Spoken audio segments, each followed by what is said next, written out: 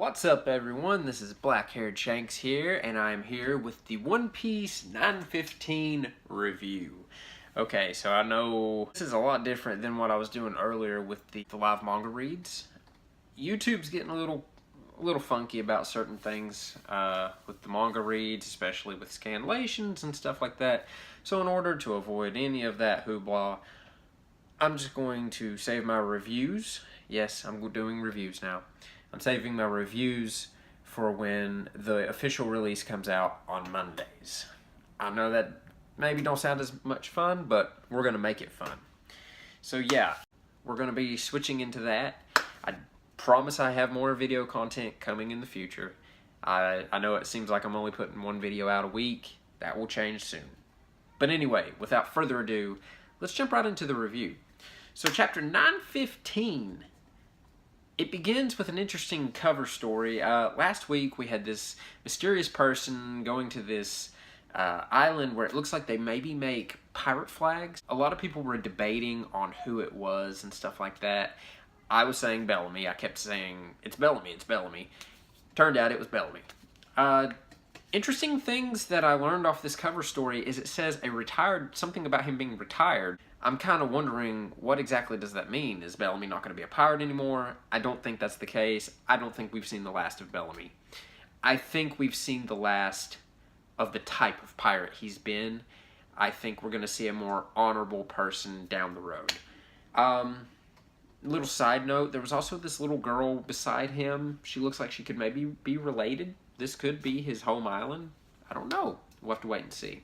But anyway, this week's chapter begins in Bakura Town, and we actually see the Yokozuna, which we were introduced to him a few chapters ago, and he's eating a meal with this strange gifter. He's called Mouse Man. And anyway, he keeps going on about Okiku. He also talks about how he was basically intimidated by Zoro. And anyway, he's talking about how he wants to marry her, and the mouse guy is talking about the hierarchy of Wano country, where if you have samurai blood, basically you run the show. And he's telling him all these different ideas and stuff like that. And one interesting thing that happens in this conversation is the Yokozuna throws his food to the ground, and the people who own the restaurant, they're kind of looking at him like, oh, did our food not please you? And he sees a tanuki walk by, and he automatically says, yeah, you can cook that up for me. And this makes me very worried for Chopper, so maybe we're gonna get a Chopper Yokozuna fight.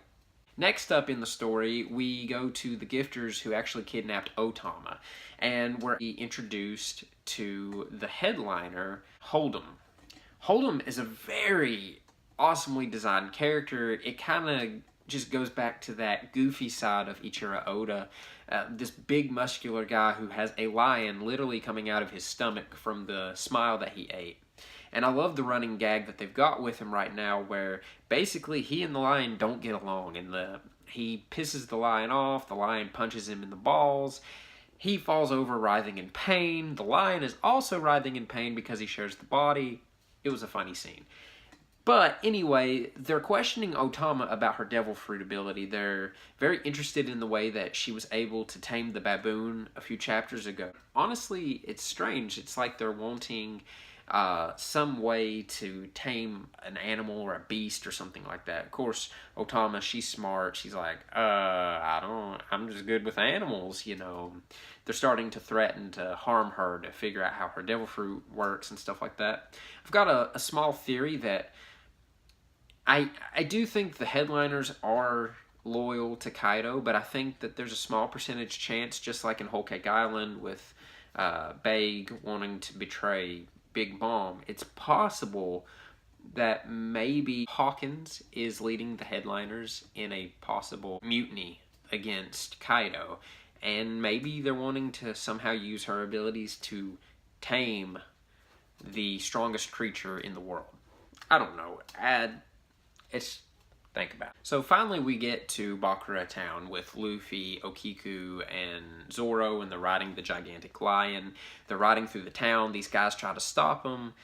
Luffy automatically, he's like, you know what? We're in Wano country. Let's take the gloves off. So you know what he does? He uses his Conqueror's Haki to basically make the guys pass out, which was really cool. I love that. And anyway, they're talking, and Okiku's telling them that they've got to be careful, that Bakura town is full of Kaido's men.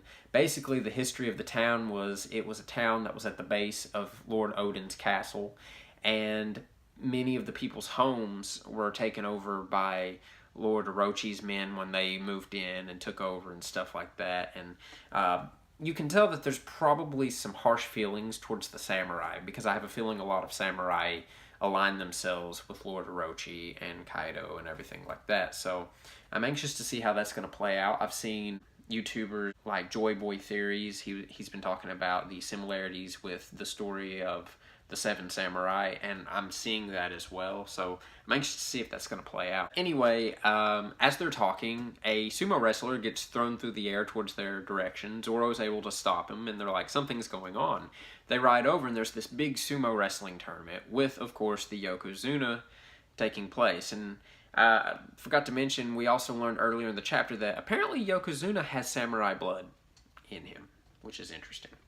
But anyway, he sees Okiku and he gets excited, and he's talking about how, oh, you've come here to marry me, and blah, blah, blah. And everybody, they're calling it a Cinderella story, and yada, yada, yada.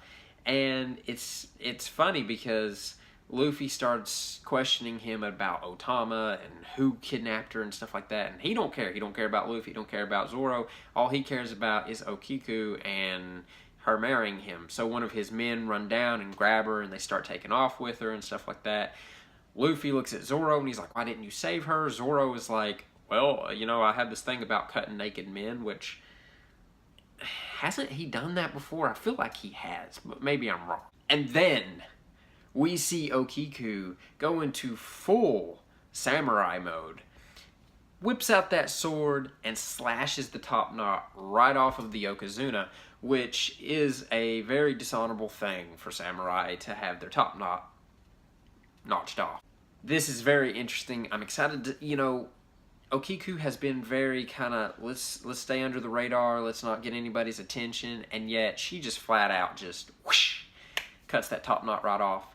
And that was the end of the chapter, which, you know, again, the same as last week's chapter. Not a whole lot happened, but I feel like this is just progressing to a bigger thing. I think that Wano Country is going to kind of have like a little smaller story to build up to the much bigger climactic finale towards the end. I think that we're going to definitely have to see Luffy and the others rally up the samurai that's going to help them. We have a lot of loose ends to tie up before we start the battle with Kaido. And I truly believe it's going to be the battle with Orochi and then the battle with Kaido. But I could be wrong.